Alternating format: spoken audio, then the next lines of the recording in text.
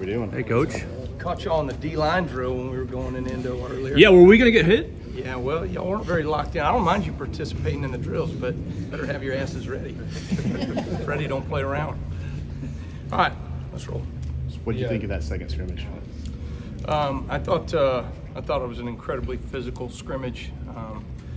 Probably the most physical that I can remember being a part of. I thought I saw a gear from our players, another level of intensity that I had not seen yet, and that was really exciting going into really the last scrimmage. We talk about this all the time. Game day is always different. It's a different mentality, and there's nothing that we can do to emulate exactly what game day is going to be, but a scrimmage is the closest simulation that we can give you to exactly what game day is going to be like. And so jobs are won and lost in those situations.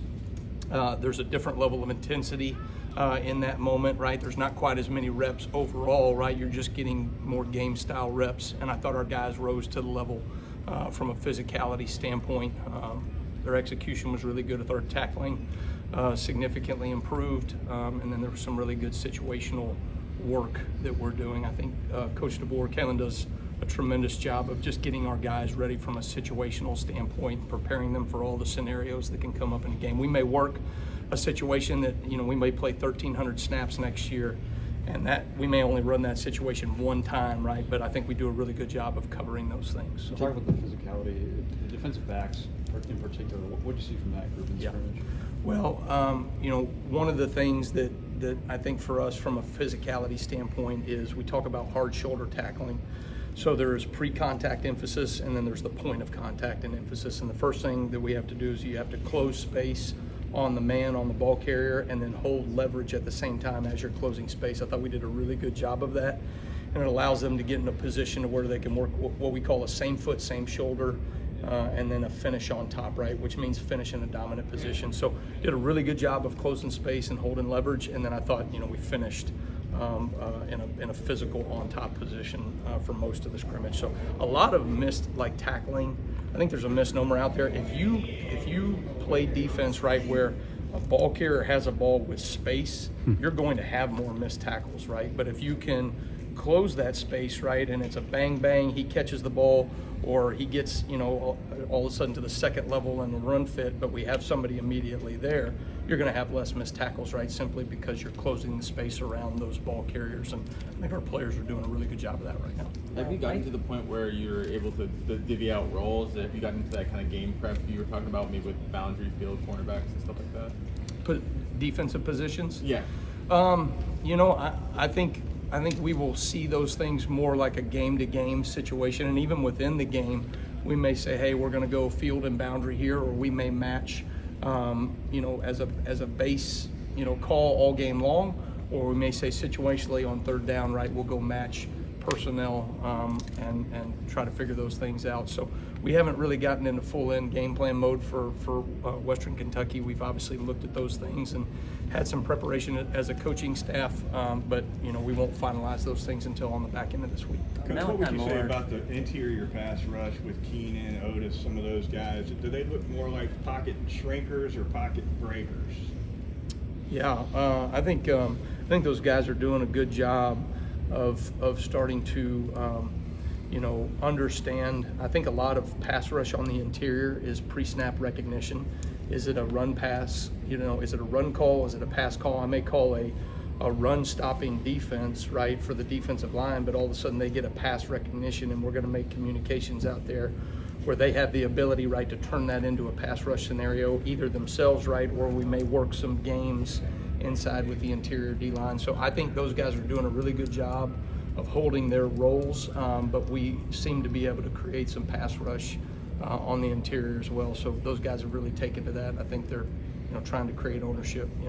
Tom Moore, Tim Smith, and Latham, the guys been here since 2021 National Championship. You can't ever take for granted that guys are going to be here that long. What is that kind of experience and leadership and guys who've been here, even as a different coaching staff? I've said this before, but experience is finite, right? There's only a certain amount of reps. There's only a certain amount of FBS games that go on, and only 11 players can represent your team on the field at any given moment, right? So having that experience, right, on your team pays dividends in the things that they see. I think for us defensively, and we've talked about this before, but we spend so much time in the offseason mastering our concepts, what we do as a defense, and understanding the bigger picture, not just your role as the safety, Malachi, or your role as a linebacker, Deontay, right? But then as you get into the season, right, it's about offensive recognition. And those guys have seen so many reps over the years. They've seen so many different plays and been attacked different ways. And now defense that is inherently reactionary, right, turns into being able to play with anticipation. I think those older guys that have the experience, right, are able to do that at a higher level than some of those younger players. Kane, did you wear a sweatshirt the entire practice? I did. You didn't think I got enough of a sweat in? And it's August. You know, this is, I don't know if we would consider this North Alabama, but, you know, compared to Mobile, I am living in paradise right now in terms of the weather. So, you know, I love Mobile, I love that town, but it is damn hot this time of year and humid, pretty much all year round. So to get a little bit of a breeze and all that stuff, I couldn't get over how good it felt out there. Let me ask you a question related to that. What gave you the confidence in Kaylin to take a chance on coming here to be with the guy who replaces Saban? Well, you know, Kaylin and I had been in the foxhole together, you know, before, and so, you know, when you get to know Kaylin DeBoer, you see the confidence that he has. It's certainly a humble confidence, but for his, you know, players, coaches, the way he conducts himself, the way that he game plans, the stress that our offense puts on people, I thought was certainly an opportunity to get, you know, back with him and to work with him again was something I was really looking forward to. And then, you know, I think we talk about this, right, you know, the greatest players always step up in the biggest moments. Well, it's the same thing for coaches, right? You know, Coach Saban has really set the standard of what defensive play is supposed to look like in college football for the last 3 decades. And to be able to, you know, step in place for that and to be able to run this defense and make some changes in what we're doing and all the things he's been able to do to help, you know, I wanted to take advantage of that opportunity. I wanted to be able to continue the legacy that he's created here in defensive foundation and the way that we do things. And so I just thought it was a special opportunity and one I was not going to pass up. What are some of the things you've seen from King, from Mac at the Husky position? Just what does he offer on the field? From who? King Mac. King. Yeah, I think you know, King's athletically, I mean, he's just very fast individual, very physical. He's got some really good instincts. He seems to be really making plays on the ball. I would say when we go scrimmage-like situations, he tends to elevate his game. I don't know if, you know, you call the word a gamer or whatever it may be, right? But I think he's a very instinctive football player. Been very pleased with how he's kind of taken to the defense. You know, young players in the defense, right? You're going to see some of these guys play, and we're going to take some lumps doing that, right? Young players, again, experience is finite, right? They have to go through some of those experiences to deal with those things. But we're going to get those players in. They're going to play in meaningful snaps in games.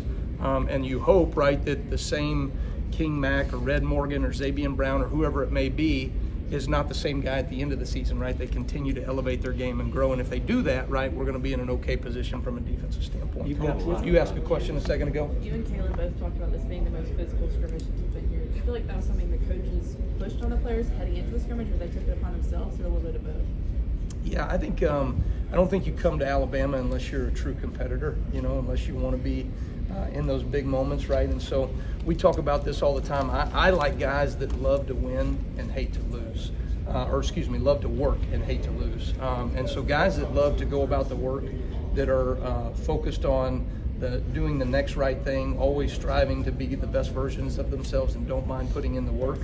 But guys that hate to lose as opposed to guys that just enjoy winning will do whatever it takes to get something fixed when adversity hits. And so, you know, our offense has created tons of challenges for us and what we have to defend. And so I think our guys have responded really well to that adversity. And I didn't think in scrimmages, particularly early on in games, or in the springtime or in fall, you know, fall scrimmage one, you really look at us last year, we were the same way. We didn't start fast enough, and I think our guys have really taken that challenge upon themselves. You've got a lot of defensive linemen. We heard last week that on offense that they don't want to stack certain players at wide receiver. You've got 3 basic positions on the defensive line. Is that, you is that a situation too that you? I'm not sure I understand what you're The asking. competition, I guess, You're saying like how many guys will we play? Is that? maybe, yeah.